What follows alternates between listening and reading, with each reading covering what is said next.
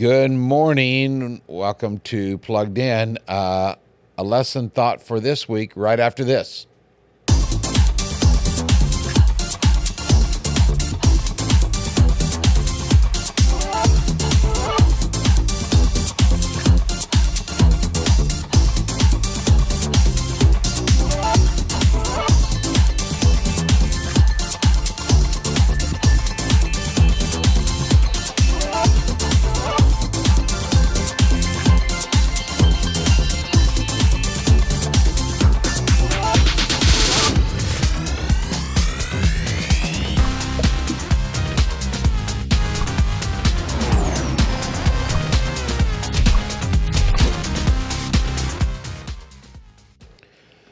And welcome back to Plugged In. It is a slight bit cooler this morning after that storm came through, and we are appreciative of that. Well, school starts officially for the kids next Tuesday. I think the teachers are back in their classrooms getting ready for the new school year, so we want to keep them and the administration, everyone involved with that, in our prayers and our thoughts, any way that you can help them out. I know they're always looking for some volunteers or helps with some supplies, and so if there is any way that you think that you or your church can help out, you might reach out to the school district or one of the individual schools, see what you can do to help out. So I'm going to kind of hit you with somewhat of a heavy question early on a Monday morning to start the week off. It goes something like this. What if what we are dealing with in life, what if everything that we see, everything that we experience, what if life as we know it was all there was? I mean, like there's nothing else. That's a pretty heavy question. But what if all the things that we go through in life was all that there is? The great news is that there is something better because of someone. The Apostle Paul faced a lot of different situations. When you get the time, 2 Corinthians chapter 11 is a really good passage to read about the things that he had to face and the problems that he dealt with. I was reminded by a billboard sign off of First Baptist Church this morning from Romans chapter 12 that we need to be patient in affliction, and Paul lived that out. There was a lot of different afflictions that he dealt with, and his patience was tested. But he faced some terrible experiences during his ministry for Christ, and yet his focus was not on the temporary. It was not on the present, but on his future. He wrote something to the Corinthian church, also in that second letter, that I think is a good motivation or inspiration for you and I as believers. It's found in 2 Corinthians chapter 4, verses 16 through 18. So I encourage you to read that whole chapter, but here's a thought that he gives. He says, "Therefore we do not lose heart. Though outwardly we are wasting away, inwardly we are being renewed day by day.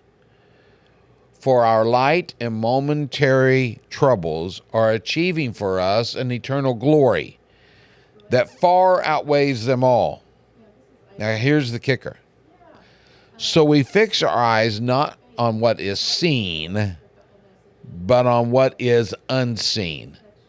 Man, we live in a world where we are bombarded by news and social media of things that we see. And we react and we allow for it to drown us out and hurt our emotions and cause pain and worry and misery. He says this, we fix our eyes on what, not on what is seen, but on what is unseen. Since what is seen is temporary, but what is unseen is eternal. You know, we're either dealing with personal illness or we're dealing with some sort of persecution, or we at least put it under that category, or we're dealing with some emotional pain.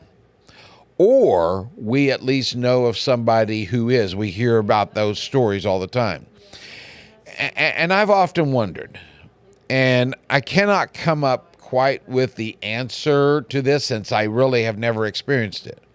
But I've often wondered this: how do people make it without Jesus? How do people make it through this life without a relationship? If all we have to live for is what we're dealing with, how dead end that is. But because of him, we have a hope for a brighter tomorrow. This life is not all that there is. There is life after death. And knowing that we will live with, or have the hope to live with God in a place where there's no more sickness, no more pain, no more suffering, no more political fights, no taxes, it helps us to live above whatever we are dealing with for at the moment. This life is not always fair. And to be quite honest, some people make it even more difficult. But let's not fix our eyes on what is around us. Instead, let's pay attention to something else Paul said, and this was to a church in Colossae. He said this: set your hearts on things above, where Christ is seated at the right hand of God. Set your minds on things above, not on earthly things. And here's why. When Christ, who is your life, appears, then you also will appear with him in glory. We have something better to live for, something to look forward to. Yes, we're bombarded and we're surrounded and we're drowning in all kinds of things, but if we're not careful, we allow those to overtake us. Let's not keep our attention there. Let's keep our attention on Jesus, who is the Savior of all mankind. Thank you again for joining me each week. Like and share. Have a wonderful week. God bless, and we'll see you next week on Plugged In.